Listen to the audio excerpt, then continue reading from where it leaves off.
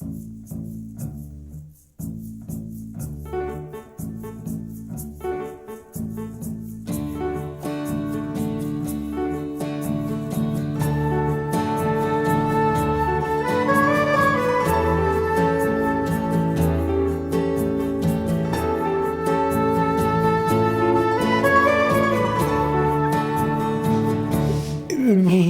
creo que descubrí la radio un poco por aquella actitud que había en familia de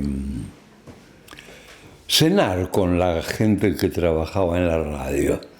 Ya muy vecino a los 15 años, nuestro entretenimiento de fin de semana en muchas ocasiones era ir a la radio, porque siempre venían figuras nacionales e internacionales para actuar en una u otra de las emisoras, tres había.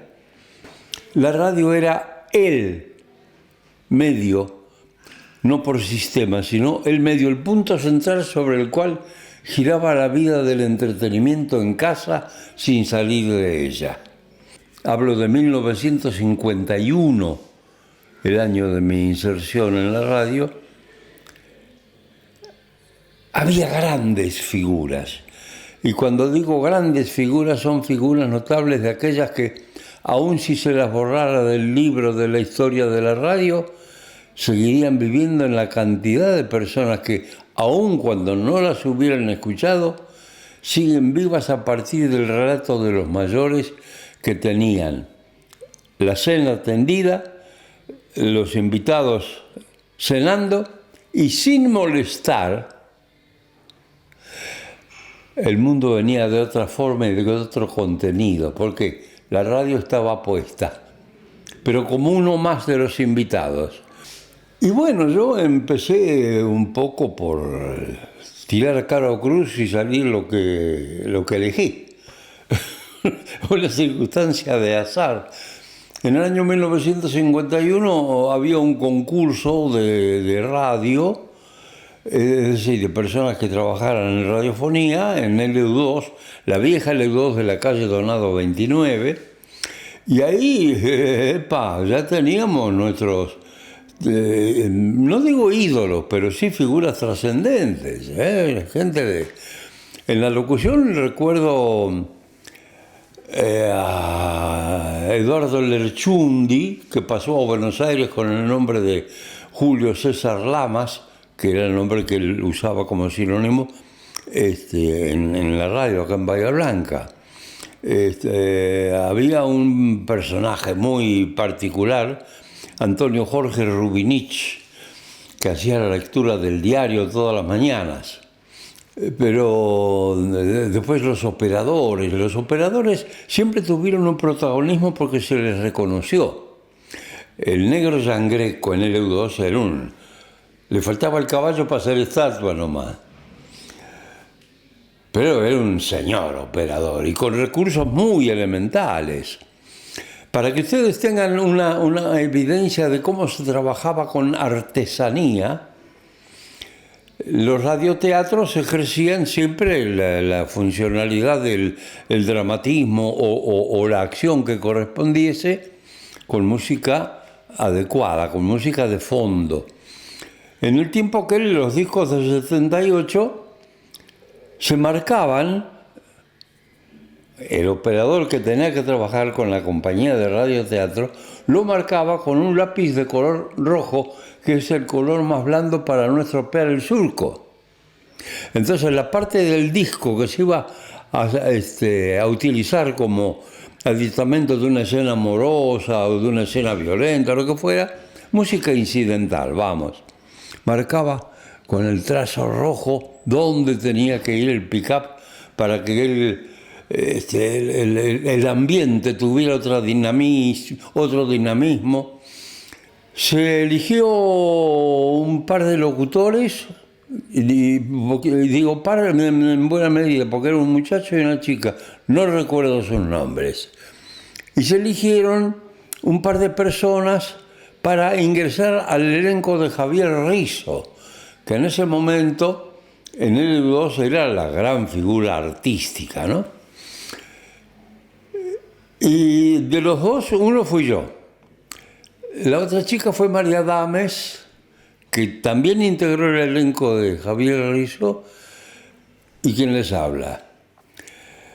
Yo debuté el 5 de marzo de 1951 con la compañía de Javier Rizzo. El ejemplo es válido, no es bueno, pero es válido. Si usted fuera actor y nunca hubiera subido a un escenario y le dan el Oscar, ¿cómo se hubiera sentido? Así me sentí yo. En el E3 tenía su lugar Mario Mauret con su compañía. Es decir, el radioteatro significaba el cimiento de lo radiofónico en la parte artística, local, ¿no? Ahí eran todos bahienses los que estábamos. Y bueno, así empezó hasta que descubrí que el radioteatro era justamente eso, hacer teatro por radio. La primera vez que pisé un escenario era como trabajar sobre el cráter de un volcán en erupción. Imagínense 15 años con una figurísima como la de Javier Rizzo y yo parado en el escenario. Entonces había un conjunto de emociones que se desbordaban hacia casi lo paroxístico. Y después de esto no hay más nada. Mirá dónde llegué. Estoy en la cima. ¿A dónde más puedo subir si no tengo dónde agarrarme? Y con el radioteatro estuve 5 años, hasta que apareció una oportunidad de empezar a trabajar como locutor. Esto ya fue en el EU7 y acepté. El primer objetivo que me forjé fue casi pedir perdón en casa, porque iba a trabajar en la radio. No sé cómo explicarlo esto, porque quizá no tiene explicación. Nunca, y esa fue una de las ventajas que tuve por tener los padres que me dieron la vida. Jamás rechazaron nada que yo quisiera hacer. Lo único que mi papá me dijo: yo no quiero escuchar mi apellido por radio. Bueno, falta mucho. Eran los primeros tiroteos con el concurso este que yo les digo. Cuando ya quedé cifrado para ser un personaje radial, y bueno, ahí tuve que empezar a buscar el seudónimo. Y caí en Beltrán, no me acuerdo por qué, pero fue testimonio de una novela que yo en ese momento estaba leyendo, que en este preciso momento no recuerdo qué novela era ni quién, pero había un Beltrán y como apellido me gustó, a pesar de que en la novela lo usaban como nombre. Y bueno, y ahí quedó Beltrán, porque yo creo que fue porque mi papá me dijo que no quería escuchar nuestro apellido por radio. La primera novela a la que yo accedí en el teatro fue escrita por José Guardiola Plubins, el catalán, el padre de Carlitos Guardiola y de Dardo Guardiola. También gente incorporada como un gen, pero ya propio, autóctono, a la familia radiotelevisiva en Bahía Blanca. Pepe, como le llamábamos, escribió una obra especialmente para presentarme a mí y probarme en el teatro cómo funcionaba. Y la cosa parece que anduvo, porque, como digo, 5 años haciendo radioteatro marcan mucho. Pero el primer trabajo que yo hice de la intelectualidad de mi tocayo Chape fue lo que acá se dio como La Gringa de la Ribera. Pero en Buenos Aires ya había tenido un nutrido éxito como Michelo el Perseguido. Era una historia de un chico italiano que pasaba las de órdago con la Segunda Guerra Mundial, el fascismo, los guerrilleros y todas esas cosas. Y cuando lo empiezan a perseguir, el pibe se las toma y se viene para América. Y en América, la Argentina. Y éramos una barrita. En definitiva, bueno, en el momento que yo comencé como dama joven, estaba Diana Gálvez, secundada por Violeta Vilma, bueno, Valentina de la Cruz, para qué decirlo, ¿no? Los dos radioteatros de LU2 tenían Javier Rizzo y su compañía, y Valentina de la Cruz, la actriz de Los Hogares, presenta su elenco radioteatral en Olguita Miranda, Olguita Cela cantando, se convirtió en Olguita Miranda.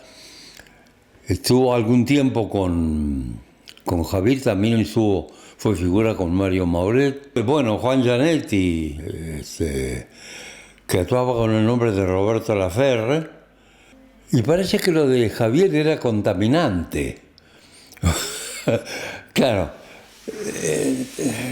la madre cabeza de compañía, el padre cabeza de compañía y director. ¿De dónde podían haber salido actrices geniales desde los 9, 10 años, como las hermanas Pirula y Pirucha Rizzo? A ellas también les escribió una novela Pepe Guardiola Pluvins, Pepe Guardiola, vamos, Las mellizas de Oberlé. Y por consecuencia la familia se agranda con más gente de la radioteatralidad en Bahía Blanca, ya que Pirula y Pirucha Rizzo fueron consortes de gente de otras familias radioteatrales. Pirula, si no me equivoco, si me equivoco les pido disculpas, pero casó con Luisito Harris. Y Pirucha se casó con un chico, Carlos Carnero, que no sé si llegó a trabajar como intérprete de radioteatro. Creo que sí. Pero lo primero que hice ya con formalidad de radioteatro fue La Gringa de la Ribera. Con ella debutamos en el Palacio del Cine, que también en ese tiempo se utilizaba para las obras de radioteatro, porque se había, ¿cómo le puedo decir?, superado la venta de localidades en el Teatro Rossini, que era el clásico de los radioteatros. Entonces fuimos al Palacio del Cine. Y en la zona, toda la zona de cobertura de lo que eran el LU2, LU3 y el LU7. Coronel Dorrego, Tres Arroyos, Pigüé, Carué. Una vez llegamos a Pringles. Debe haber sido con la hora con viento a favor, porque nuestros equipos, los equipos de Bahía Blanca, unos más potentes que otros, tenían el límite de llegada. Pero eso no se escuchaba en muchos lados, de Regueira, por ejemplo, Algarrobo, Río Colorado, Médanos, Teniente Origone, Patagones. Hemos llegado a actuar en la capital de Río Negro, cruzar el río, ¿no? Pero había que cruzarlo por radio. Con mi esposa nos conocimos en el LU7, Olvido García. Y con Olvido García hicimos una